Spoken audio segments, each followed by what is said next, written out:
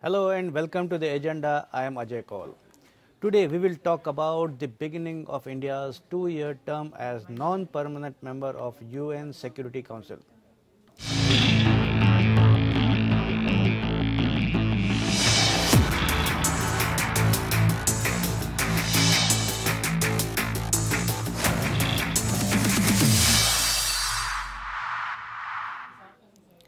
Beginning January 1, 2021, that's yesterday, India will sit in the 15th United Nations Security Council for 2 years as a non-permanent member.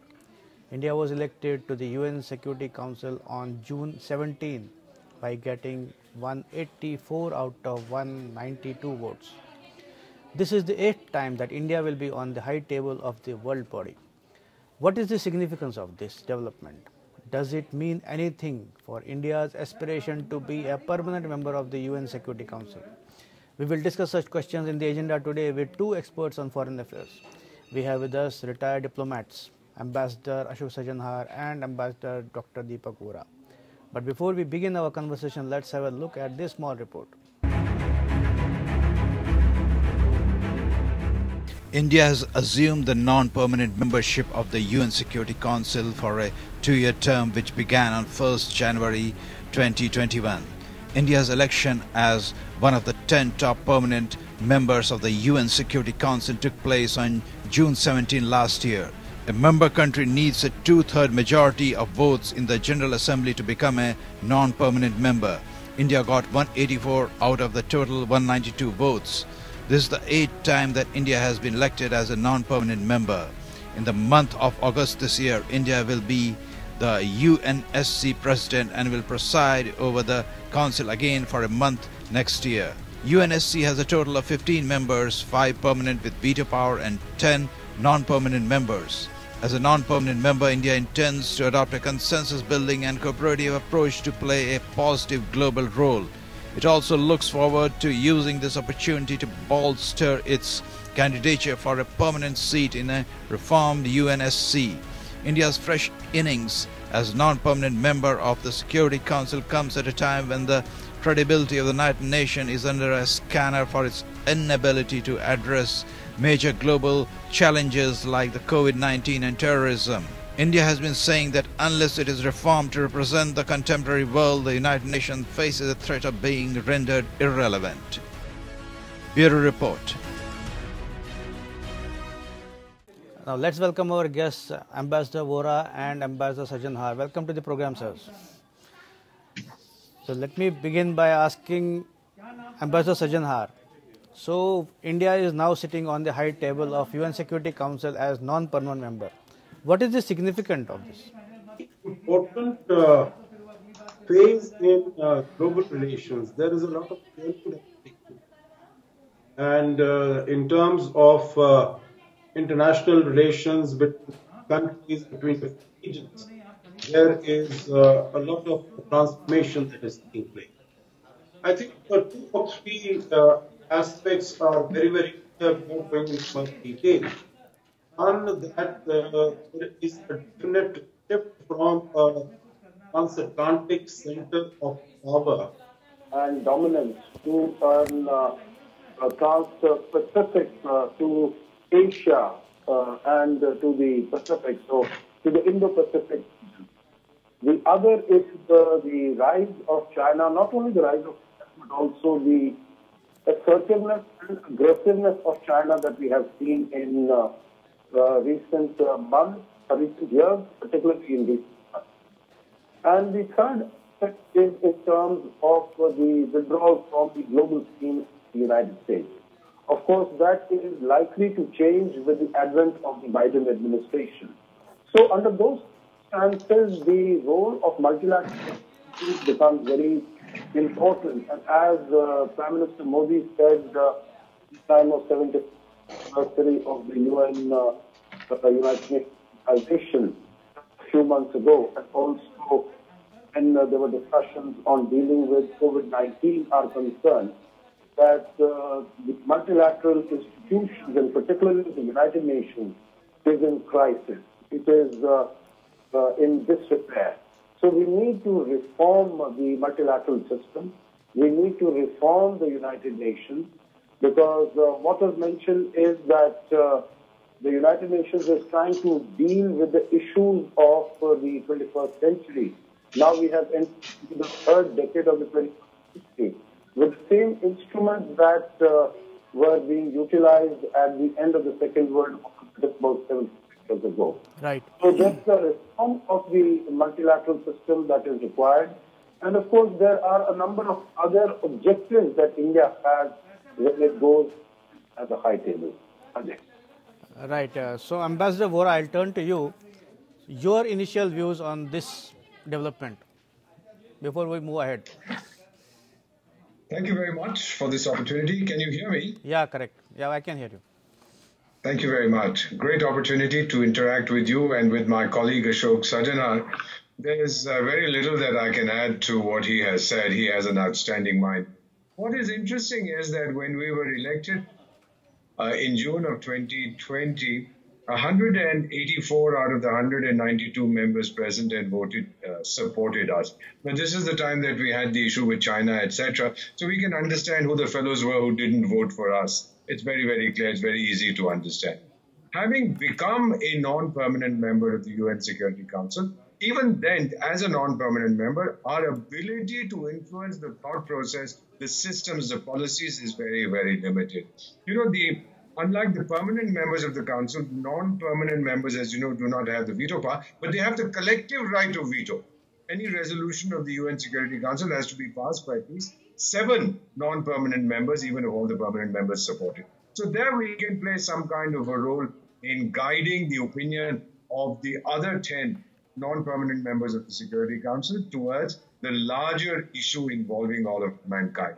May I also add, sir, that this is the first time the year gone by that the world has faced an existential crisis in terms of what I call the Chinese virus, what you call the pandemic.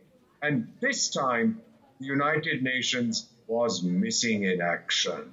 So therefore, we have to play this role that should such opportunities arise, we need a reformed UN system, new policies, new processes, new programs, new procedures, new character, so that it is able to respond. Right. As you mentioned, as Ambassador Sajjanar also mentioned, so now it comes the question of what is UN doing and what is its relevance now.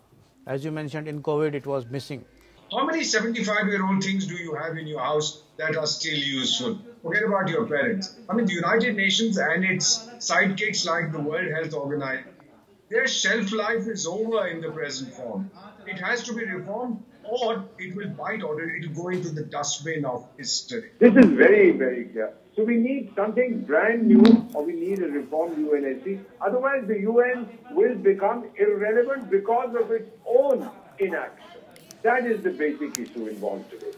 So you are saying UN will become irrelevant. Ambassador Sajjanar, I guess UN has already become irrelevant, as you already pointed out, as Ambassador Vora has also pointed out.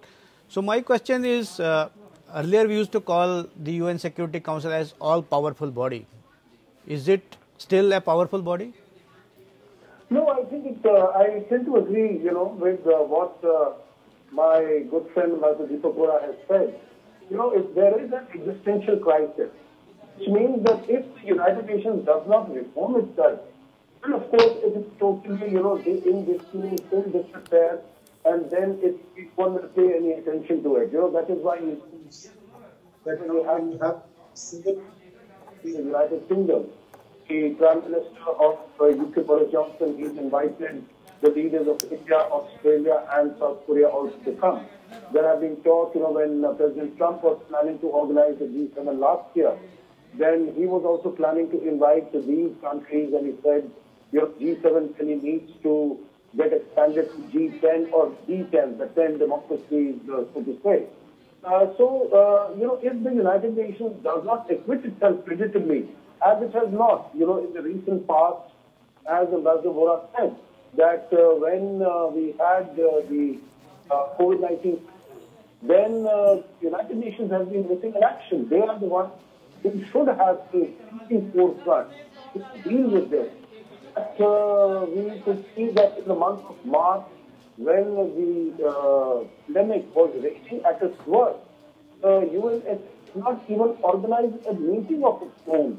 And even when it was able to, that is because China was deciding for the UN Security Council that month. And they said they made this very specious and totally an argument which does not hold any water, that it is not a security aspect, it is only a health crisis. So UN Security Council has no role to play in it. But of course it met in April, but still it did not do anything because of the conflict between the United States and China. So the fact that it needs very serious reform, that is what, what I had mentioned earlier, Prime Minister Modi had mentioned, it is in serious disarray, it is in danger of disintegration if reforms don't take place. So I think India, which has itself, notwithstanding its limited capacity and its limited resources, it has conducted itself extremely creditably because it has supplied medicines and PPEs and masks, etc., to more than 100 countries of the world. So India can play by virtue of its example, of its action, it can play a very important role in promoting multilateralism and getting all the countries together and moving as a united whole. But Ambassador Sajanhar, as you mentioned that India can play a role. India can play, of course, play a role in developmental issues. But when it comes to critical issues, there is no veto power with India, so it cannot decide. So is the excitement appropriate? Oh, you have a very valid point. But then, it is not that India will be acting alone. India will be acting in concert with its president, with other powers. You have seen that, the other three permanent members, whether it's the United States, it's France, it's UK, we have excellent relations with them. We have excellent relations also with Russia and a large number of the non-permanent members of the Security Council. So all of us can work together. The point is that India, the power of India, can reach out to these countries and on critical issues that you mentioned of peace and security. All of these can work together because basically the challenge in front of the world community today is of the aggressiveness and the belligerence and the bullying of attitude and behavior of China. Right. So I think there also the countries can really try to get together and if there is a pushback against China, and then the rule of law and international law is observed and respected. So Ambassador Vora, as you heard Ambassador Sajanhar talking about bullying by China, which is ironically a Security Council permanent member and a bully also. So then how do you tame that bully? I wish I had an answer to what you have said, Mr. Kaul, as well as I do. It's very difficult to tame a bully unless the victims of his bullying get together and beat up the bully. That is the important issue. Let me put it across, sir. Many times people ask me that India's movement, India's pressure for a permanent seat in the UN Security Council has run out of steam. Important to remember that it's not an India-centric issue. India is not the center of the world as far as the other 193 members of the United Nations are concerned. Expansion of the UN Security Council involves many, many players, many, many teams. India is one of those who believe that in an organization whose charter begins with we the people of the United Nations. How can you have action without 1.3 billion people, 1/6 of humanity? Who are you, we the peoples? Are you the peoples from Mars? Or are you the peoples of planet Earth? If you are, then how do you keep out a country which represents 1/6 of humanity? That is the issue that we need to challenge, sir. And that, I believe, is going to get a lot of attention in one way or the other through our non-permanent membership of the UN Security Council, because we represent the views of the developing countries which say that now 75 years have gone past. This is no longer the immediate era after the Second World War. This is a new century. There are new challenges. There's terrorism, there's development, there's climate change, there's women and youth, there's peace and security, democracy, rule of law, multilateralism, development, technology with the human touch. There's everything. Now we need to have a different approach. And I believe we will be able to put that across very forcefully inside the chamber. For many years, we were outside the chamber and making a noise. Now we are inside, and I hope that noise will reverberate. May I say that we have one of our finest officers, Ambassador Tirumurti, as our permanent representative. I know him. He is enormously capable, and I believe that India will make a mark. Yeah, that is the hope that UN will be reformed, but that hope has been there for maybe 3 decades now. But when we come, Ambassador Sajanar, when we if we talk about irrelevance of UN, which it has reduced itself to is because if we talk about maybe it imposes sanctions on terrorists like Hafiz Saeed or Masood Azhar, but the member countries don't even act on that. So what is the relevance of UNSC? No, absolutely. I think that is a very, very valid point that you have raised, Aditi, and the international community, the global community, really needs to sort of introspect and think, reflect on it very, very carefully and very, very closely, because you can't be accepting certain laws, certain rules, certain regulations in the precincts of the UN organization. Come out of it, flout them completely. So, that is just not on, and they should have a price to pay if they are taking such action. And I would imagine that, there are institutions like the Financial Action Task Force and other global bodies. But sir, if I may interject, FATF is not related to UN. It's a separate body created by G20. No, you're very right. But what I'm talking about is that there are other multilateral bodies. And in addition to that, in addition to FATF, so like under the SCO, you have the regional anti-terrorist structure. There are so many other multilateral bodies. All of them really have to come and work together. It's not only the responsibility of the United Nations, it is of the other plurilateral bodies which are active in this field. But even as far as the UN is concerned, you have the comprehensive proposal on terrorism, which India had provided, which India had given in 1996. Now, Comprehensive Convention on International Terrorism, CCIT. That's right. CCIT, yes. So I was coming to that also. There has been no consensus. UN has been not able to reach consensus on definition of terrorism for maybe 2 decades. So what kind of body is it? Yeah, absolutely. I agree with you, and I think that is what I said, that there needs to be a reflection, there needs to be an introspection by all the members, and particularly the members of the UN Security Council. And one of the major issues that India is going to focus on during its 2 years in the UN Security Council is on terrorism and how to deal with it, and how countries which are providing safe havens, those who are providing finances, recruitment, training. I think all those aspects are going to be discussed, and this is one of the 3 or 4 major issues that India is going to, in addition to reforming the multilateral bodies, reforming WHO, WTO, and UN Security Council. So there are these aspects also which India is going to focus on, and I'm hopeful that there will be considerable forward movement on those issues. So, Ambassador Vora, as we talked about the irrelevance of UNSC, it imposes sanctions. A country which is a member of UN does not adhere or implement those sanctions. So, shouldn't there be, punitive action against such members? Maybe they should be thrown out of UN. There should be some teeth with the UNSC or UN. I couldn't agree with you more, sir, but then as we have always said, the best is the enemy of the good. I personally have always referred to the disunited nations as wars. warnings, appeals, resolutions, and sanctions, no one really cares about it. In my younger days in the Foreign Service, we used to laugh. When the US and the USSR saw eye to eye, the UN was pointless. When they disagreed, it was powerless. At all other times, it was useless.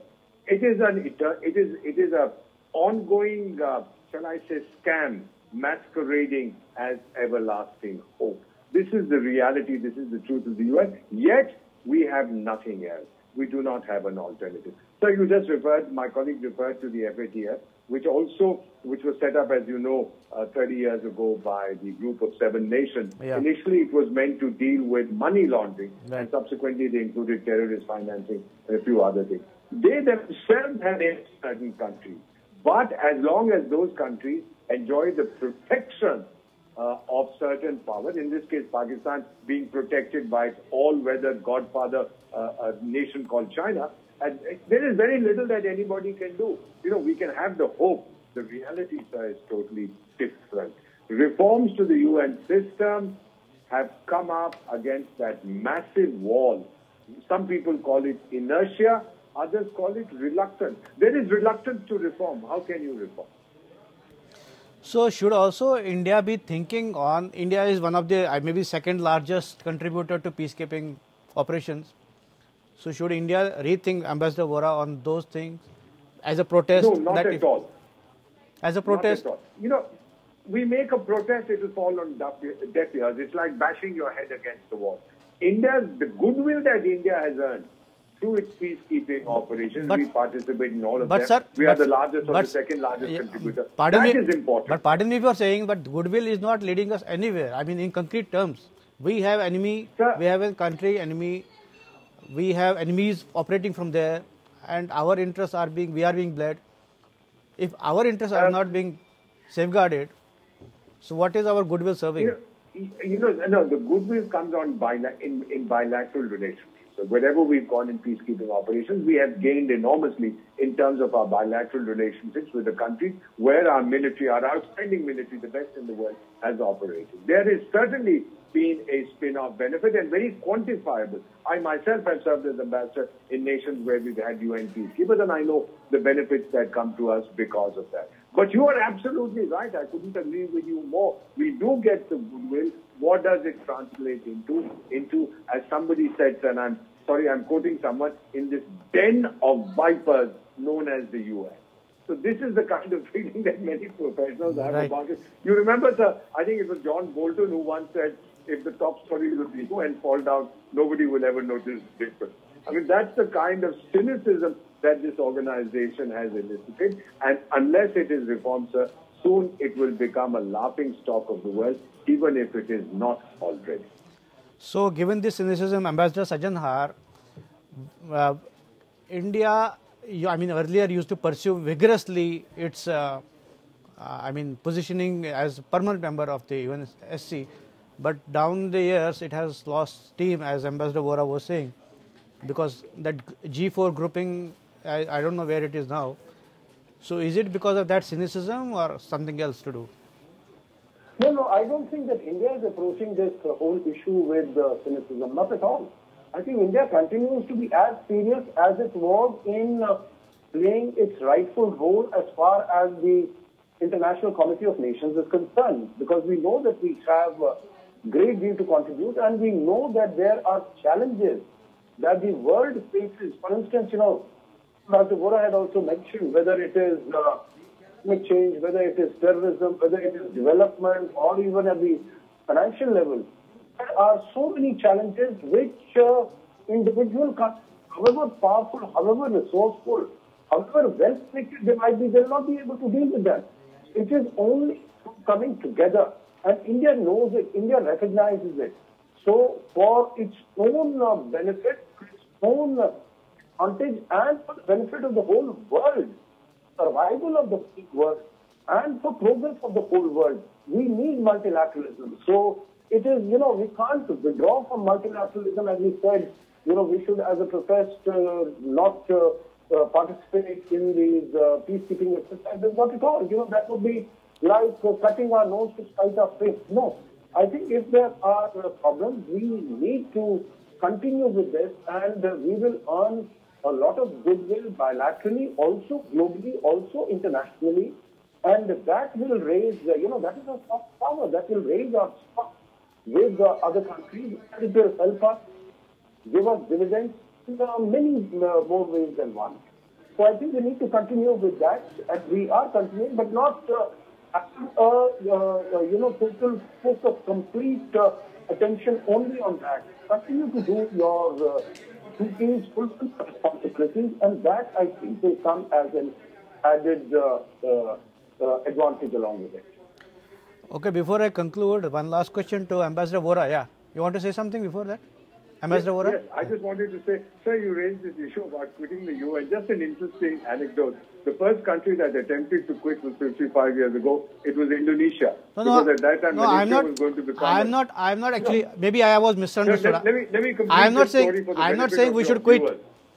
I'm not saying we should quit. I'm just reciting this for the benefit of your viewers. Yeah, please. That Indonesia was the first country 55 years ago. They said if Malaysia gets it, they had this period of confrontation, then we'll quit. They actually quit. They sent a telegram to the Secretary General saying we are leaving. Then there was a coup in Indonesia and they sent another telegram saying we love you guys, we are back. No, Ambassador Vora, number of resolutions Ambassador Vora, in the UN. Ambassador Vora, please let me clarify. I did not say we should quit UN. No, I understand. I said we should maybe scale down our UN, contribution to peacekeeping operations, or maybe quit all that. Because we are the second largest contributor to peacekeeping operations. Is it worth? That was my question. Not quitting the UN as such. I entirely agree with you, sir. I heard you. I was just mentioning for the benefit of your viewers that sometimes we have funny things like a country actually quitting. Then the United States Congress has several laws. I'm not suggesting that funny thing. Quit the UN. I'm not suggesting. I understand that. Nobody would suggest that. Yeah. You know, the president of the Philippines, I think it was 4 years ago, when he was being accused of using inhuman tactics in the war on terror. So Ambassador Vora, we have to close. One last question. I want to ask you about this G4 thing. We all know that reforms has been talked about for long, but it is stuck somewhere. I don't think any country, even the US, is serious about it. What is the way forward, or is there any hope? Last comments. The way forward is document-based reform. Now we are talking about having a document. Everybody says reform. Kya karna hai reform mein? Now we are going to have a document at the September there were several proposals that expanding the UN to UNSC to maybe 10 permanent members, or maybe to 20 members, 15 members. There were various proposals, but nobody now talks about those. No, sir, because there was no document. The discussions were never based on an agreed document. Now we hope to have that. Okay. एक कागज एक दस्तावेज सामने चलिए इस पे बातचीत करते. Okay, let us hope there is finally UN is reformed and it will be good for the world. It is everlasting hope. Remember that, sir. All it has is hope. We all live on hope, sir. But thank you both of you for participating in this debate. Thank you very much. Thank you very much, Mr. Kaul. Thank you. Thank you, Ambassador Ashok. Thank you. This is all in the agenda today. Thanks for watching. I'll be back with another important topic on Monday. Till then, goodbye.